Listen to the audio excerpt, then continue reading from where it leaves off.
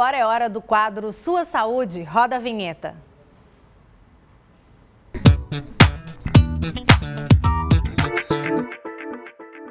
Amanhã, 25 de outubro, é o Dia Nacional da Saúde Bucal. E a gente aproveita a data para chamar a atenção para os problemas que podem afetar a nossa boca. Aqui no estúdio, a gente recebe o dentista especialista em disfunção temporomandibular, Rafael Tardan.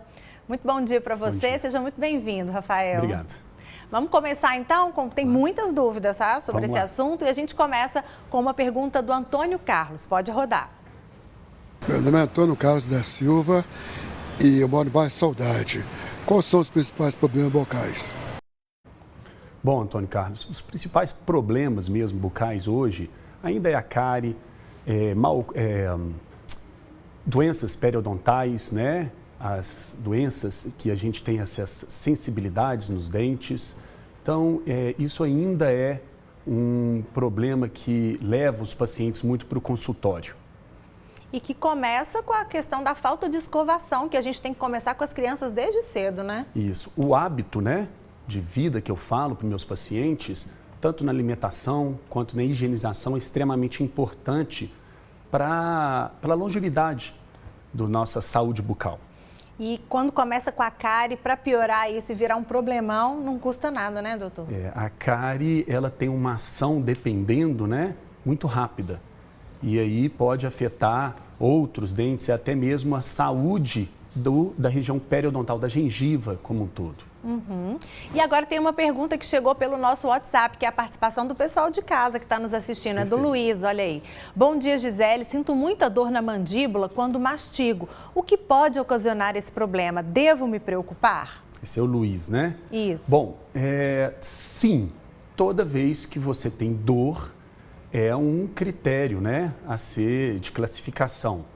Então, quando você apresenta algum tipo de dor, alguma alteração, ainda mais na função, na mastigação, pode ser inúmeras possibilidades. O interessante é mesmo voltar para um especialista para fazer um diagnóstico e saber o que está acontecendo, porque pode ser problemas musculares ou problemas articulares. Muita gente reclama que na hora que abre a boca ou vai mastigar, dá aquele estalo, estalido. Né? Esse estalido é bem interessante isso, que saiu um estudo agora, recente, uma meta-análise na Journal of Medicine, Clinical Medicine, mostrando a prevalência das disfunções temporomandibulares no mundo, nos continentes. E esse estudo levantou um dado muito interessante, que 34% de todos os continentes apresentam disfunção temporomandibular, algumas sintomas, sintomatologia. E mais para a América do Sul, 47%. Muita gente, é muita gente.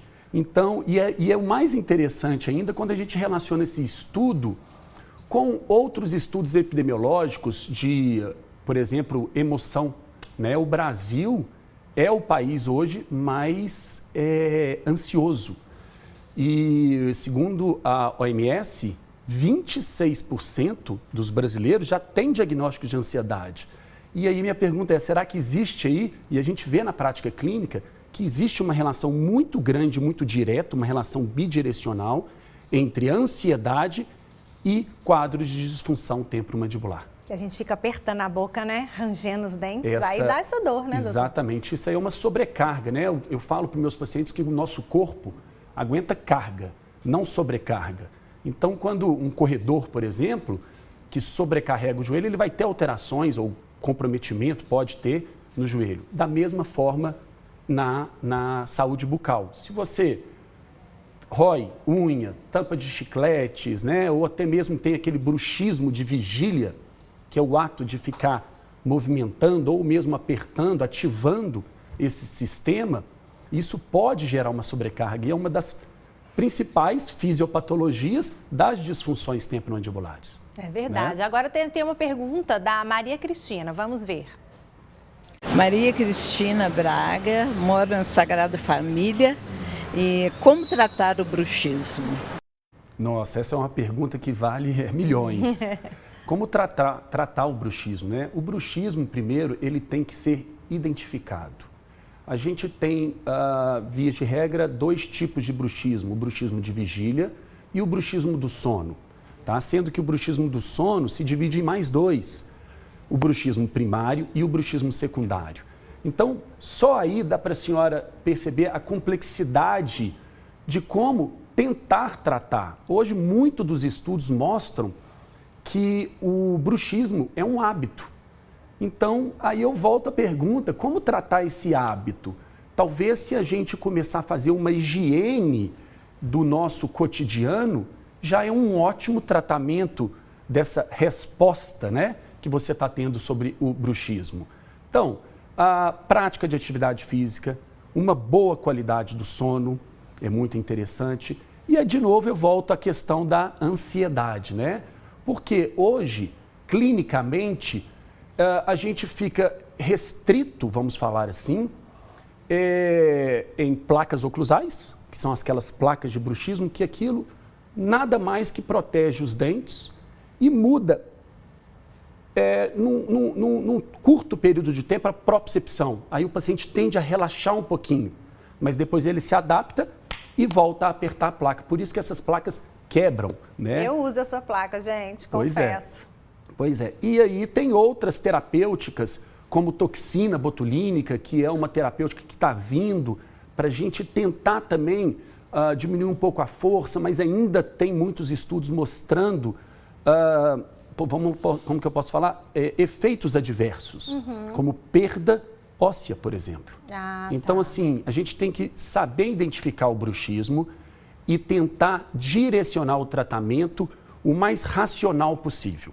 Vou até rever meu tratamento. E olha, o bruxismo é tão importante, doutora, é uma dúvida de muita gente, que a próxima pergunta, inclusive, é sobre isso. Chegou pelo nosso WhatsApp. Olha aí, a Kessia. Bom dia, Gisele. Sofro com bruxismo e dores na face. A dor é intensa do pescoço até o ouvido. Aperto meus dentes o tempo todo, mesmo usando a placa de bruxismo. O que mais eu posso fazer? Kessia, isso aí já mostra, né, que a placa não resolve tudo, né? Então, o que você deve fazer? Procurar um especialista. Primeiro, a gente tem que tentar identificar de onde está vindo isso tudo. Nada mais, nada menos que provavelmente você está tendo uma sobrecarga nesse sistema. E como eu falei no começo, o sistema é feito para carga, não para sobrecarga. Então, o que nós temos que fazer? A placa de bruxismo é interessante? É interessante. Talvez uma prescrição de uma boa conduta fisioterápica para soltar essa musculatura provavelmente está gerando dor, né? Hoje a gente tem um diagnóstico na disfunção temporomandibular, quesito muscular, de dor miofacial, orofacial. É uma dor local, de intensidade forte, e ela é interessante quando esses pontos ativam, ela pode dar dor local ou referir. Por isso que, às vezes, muitos pacientes falam assim, eu tenho dor na cabeça, dor de cabeça. Eu já tive dor de cabeça por causa do bruxismo. E hoje tem na classificação também uma cefaleia, chamada cefaleia atribuída de disfunção temporomandibular. E aí cabe qualquer alteração na articulação temporomandibular ou estrutura associada gerar essa dor de cabeça. Tem que tratar a dor de cabeça? Não, tem que tratar a causa, que é a disfunção temporomandibular. Lembrando, neste quesito, nós temos na classificação de cefaleia 300 e poucos tipos de cefaleia. Então, a gente tem que sempre focar no diagnóstico. É isso. Agora, pode colocar na tela, então, a pergunta da Rosane. Meu nome é Rosane, moro no bairro Floresta e a minha pergunta é, problemas na mandíbula podem afetar os dentes? Boa pergunta. Eu falo também para meus pacientes que problemas dentários, a oclusão, a forma que você morde, não é causa e efeito para disfunção temporomandibular, mas o contrário existe. Então, alterações na disfunção, alterações na articulação ou na musculatura mastigatória, pode gerar uma má oclusão. Como? Vamos supor, tomou uma bolada, gerou um trauma na articulação, gerou uma artralgia, que a gente chama.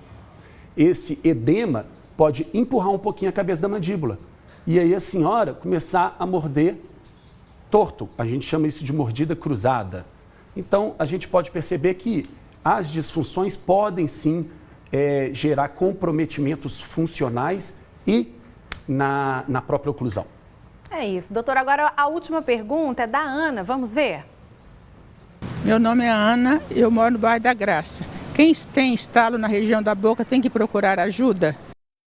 Sim, eu sempre falo que sim. Esse estalo, dona Ana, nada mais é, na nossa articulação, a gente tem a cabeça da mandíbula e um disco entre, como se fosse um menisco, mas a diferença do joelho para a articulação temporomandibular é que esse disco movimenta junto com a cabeça da mandíbula. E, por algum motivo, é multifatorial, é difícil a gente rastrear um motivo, pode ter acontecido o deslocamento do disco. Aí, toda vez que a senhora vai abrir a boca, você tem esse estalo, que é a recaptura do disco. Porém, ele já perdeu a morfologia, a estabilidade para ficar normoposicionado. E quando a senhora fecha, estala, perdendo ele novamente.